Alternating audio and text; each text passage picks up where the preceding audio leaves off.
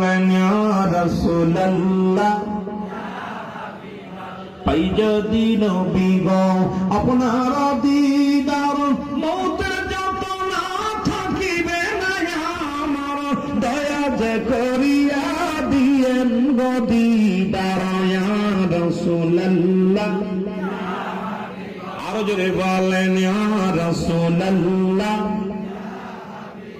ও মাতা পিতা যাহাদের অন্ধকার কবরে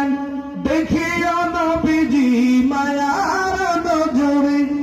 মাতা পিতা যাহাদের অন্ধকার কবরে দেখিয়া নবীজি মায়ার নজরে তোরায় হাসরে মিজায়ানে তোরায় হাসরে কঠিন নিদানে ইয়া রাসূলুল্লাহ